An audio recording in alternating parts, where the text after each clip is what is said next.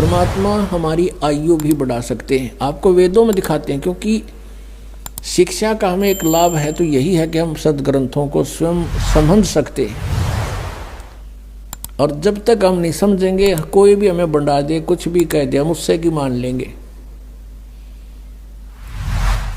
जिस कारण से आज तक हम यह भटक रहे हैं, अरे नकली संतों के पीछे लटक रहे हैं।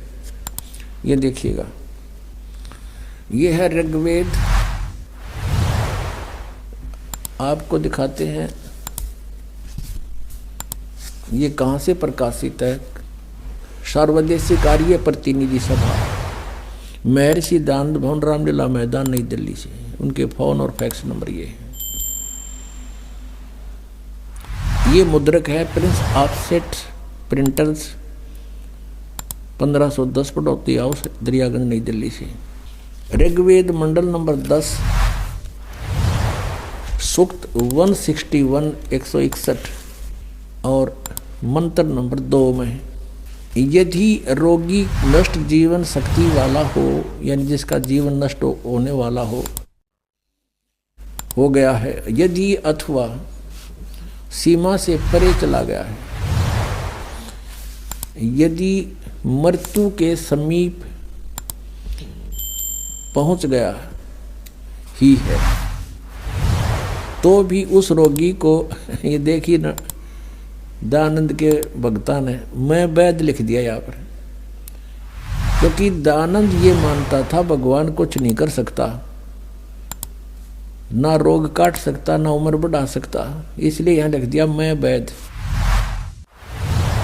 कष्टप्रद रोग के पंजे से छुड़वा लाता हूँ और 100 शरद ऋतुओं तक जीने, यानी 100 वर्ष तक के लिए इसको बलयुक्त करता हूँ। अब यहाँ जो इन्होंने जानबूझ कर बकवाद करी, इस मूल पाठ में इसमें वेद का जिक्र नहीं, क्योंकि वेद कोई मेडिसिन की बुक नहीं है, ये भगवान की जानकारी महिमा है इसके। अब यहाँ तो ये न लिख दिया, फिर परमात्मा कहते हैं चोर चोरावे तुंबड़ी, वो गड्ढे पानी में, वो गड्ढे हुआ ऊपर आओ ना, सच्चाई छानी ना है। लेकिन कहीं ना कहीं परमात्मा ने इनकी आंखें बंद कर ही दी, जहाँ इन्होंने सच्चाई लिख दी, ना चाहते हुए भी लिख दी। भगवान ने लिखवा दिए तो क्या लिखे थे, ये देखना। ऋग्वेद मंडल नंबर 9, सूक्त 80 और मंत्र नंबर इसका भी 2। हे परमात्मन, आप उपासकों की आयु के बढ़ाने वाले हैं। या भूल गए वैद लिखना। देखा परमात्मा के चोर चुरावे तुमरी गड्ढा पानी में, वो गड्ढा हुआ ऊपर आओ ना, सच्चाई छनी ना। और दिखाता हूं इन्हीं के अनुवाद में, ये देखिएगा। एक और दिखाते हैं इन्हीं परमात्मा। देखो ये दास अगर आपको अनुवाद करके या बताओ वैसे तो नहीं जच्चा है, क्योंकि ये आपका तो यकीन हो जा, पर ये होड़ ना दें, ये कहकर आपको भ्रमित कर देते कि रामपाल को संस्कृत ना आती, ये वेदों के अनुवाद करेगा। और यही हमारे भगवान कबीर साहब के बारे में इन्हें टांग अड़ाई थी कि कबीर अशिक्षित है, अक्षर ज्ञान नहीं, ये संस्कृत का मामला, ये सदग्रंथों को समझना इस जुलाहे के बस का कहाँ, ये झूठ बोलता है। और परमात्मा सारी सच्ची कहा करते थे। 600 वर्ष पहले ये बात बताया करते तो दास आपको सदग्रंथों से रूबरू करा रहा है, और उन्हीं से आज परमात्मा ने अनुवाद करवा रखे हैं। इन्हीं के अनुवाद में परमात्मा ने दया बख्शवा दी। नन्नू कौन कह मैं काल हूं और वो भगवान कोई और है। गीता में सारे रेफरेंस दे दिए, मालिक ने कहवा दिया, उसका उसने पता ही नहीं मैं कद के बोल गया। और सच्चाई बुलवा दी दाता ने उस ब्रह्म काल तक कि वो परमात्मा तो कोई और है और मैं तो काल हूँ, सबको खाने आया हूँ। जब तो नांडी पाक कर गई थी कि यहाँ कोई मैंने टोकड़ियाँ नहीं कि मैं कह दूँ, और कह दी सच्ची, अब हमारा काम आ गई। अब देखो ये ऋग्वेद है, इसका द्वितीय भाग है। ये लंबी बड़ी जल्द में बड़ी जल्द में है ये। प्रकाशक हैं पंडिता राकेश रानी, और ये कहाँ से छपा है? प्रधान कार्यालय वेद मंदिर महात्मा वेद भिक्षु सेवा आश्रम लेखराम नगर इब्राहिमपुर मुखबेलपुर दिल्ली, दूरवास इतना दान संस्थान। और ये है इसका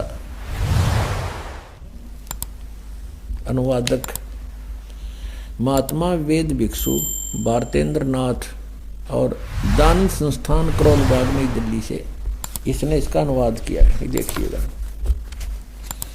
ये है ऋग्वेद मंडल नंबर 10 सूक्त 161, ये 161, और ये दूसरा मंत्र इसका। इसने बहुत बढ़िया अनुवाद किया। सच्चाई, यदि किसी रोगी की जीवन शक्ति समाप्त हो, उसकी आयु ना रही हो, यदि वह सीमा से परे हो गया है, यदि वह मृत्यु के सन्निकट चला गया है, तो भी उसे मैं भारी कष्टप्रद रोग के पंजे से मुक्त कराऊं तथा उसे 7 वर्ष यानी 100 वर्ष के जीवन हेतु बल संपन्न करूं।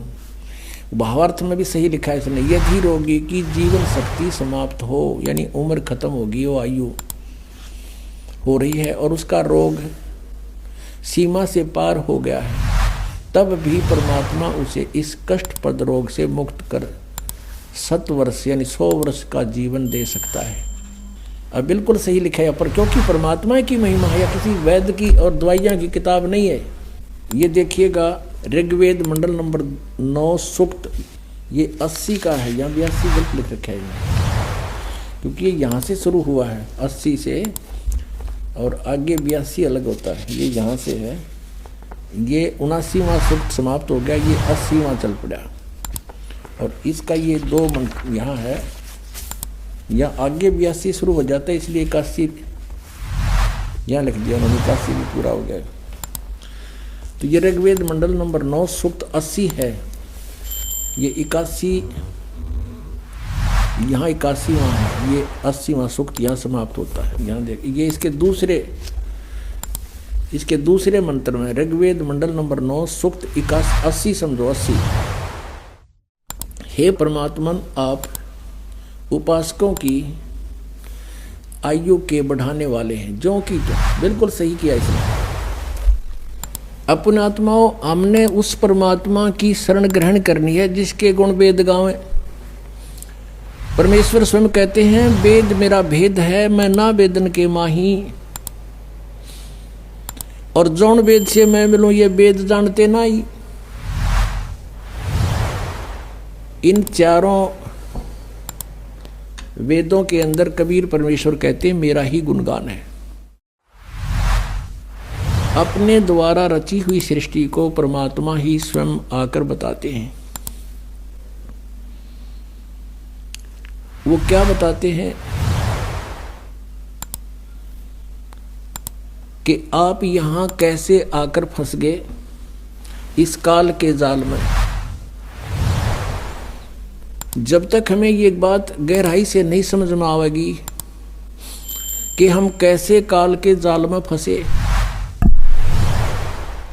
एक पल का भरोसा नहीं, ना जाने कब और के बिजली गिर जाए इस गंदे लोक में। हम एक प्रजा हैं, यहाँ के राजाओं की दुर्गति, अचानक मृत्यु देखकर हमें ये विश्वास हो जाना चाहिए कि ये लोग ठीक नहीं।